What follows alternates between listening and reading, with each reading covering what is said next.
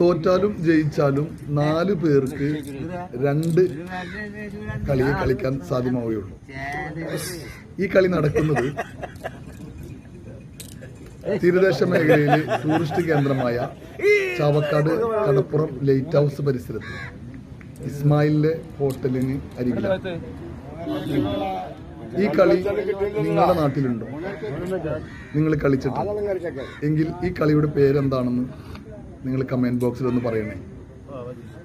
മത്സ്യത്തൊഴിലാളികളും അനുബന്ധ തൊഴിലാളികളും എല്ലാം സ്ഥിരമായി ഇസ്മായിലിന്റെ കടയുടെ അവിടെ വരികയും ഈ കളി കളിക്കുകയും ഒരുപാട് കാണികൾ ഉണ്ടാവുകയും ചെയ്യും.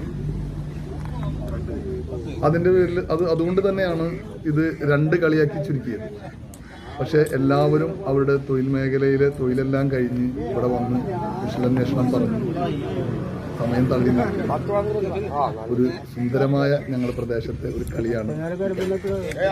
ഈ കളിയുടെ പേര് നിങ്ങളുടെ നാട്ടിൽ നിങ്ങൾ എന്താണ് പറയുന്നത് എന്നൊന്ന് കമന്റ് ബോക്സിൽ പറയണേ.